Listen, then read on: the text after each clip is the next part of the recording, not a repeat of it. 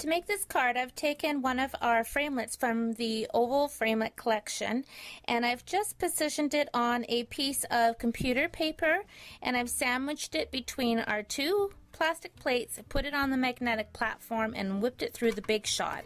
So then what you get, of course, is your perfectly cut oval. So we will move this aside.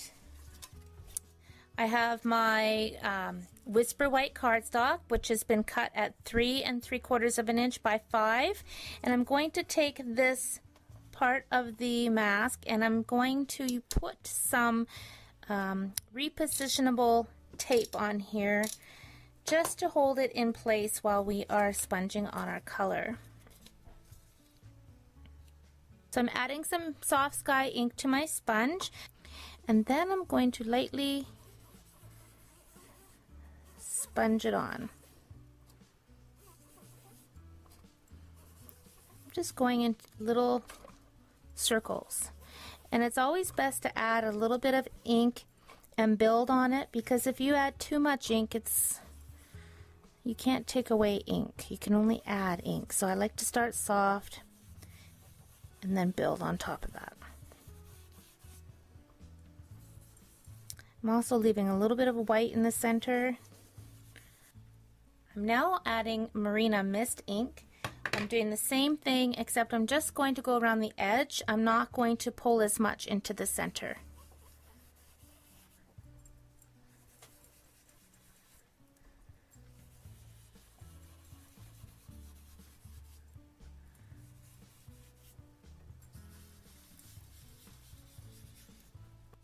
I want to add a little bit of the Wisteria Wonder because I love having a little bit of purple into my skies, which is what we are creating. I'm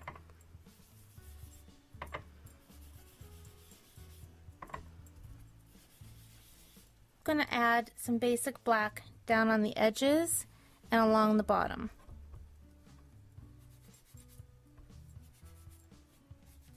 I want to add some mossy metal just to make a little bit of a ground level at the bottom here. So I've got some more scrap paper, and I'm just positioning it just to leave a little bit down below.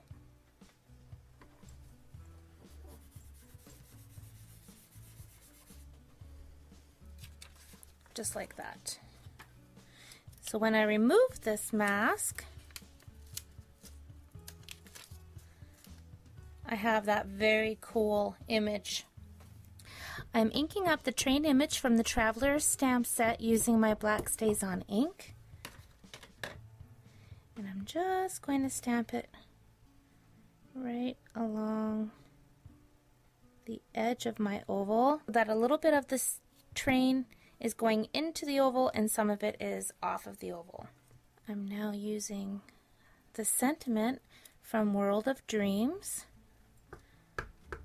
inking that up also in black StazOn.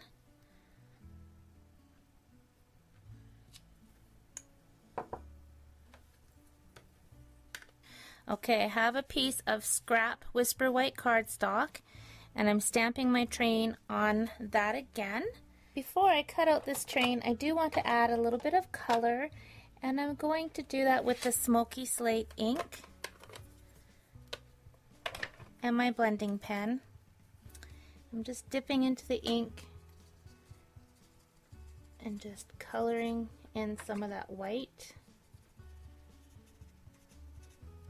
I'm taking my white gel pen and I'm just adding some white to the smoke coming out of the train.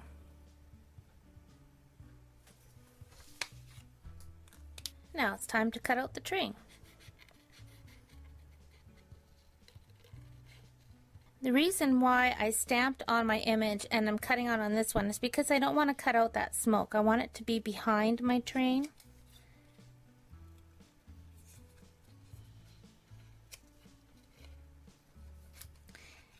Now this is a bit of an extra step. If you just wanted to leave your card like that, you could.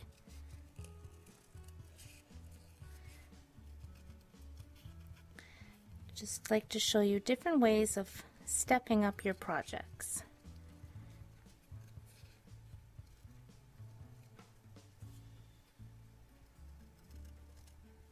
And I'm going to go ahead and cut this whole bit off as well because I already have it stamped on my card. I've added some adhesive to the back of my train, and I'm just going to line it up on top. And all we have to do is put this onto our card.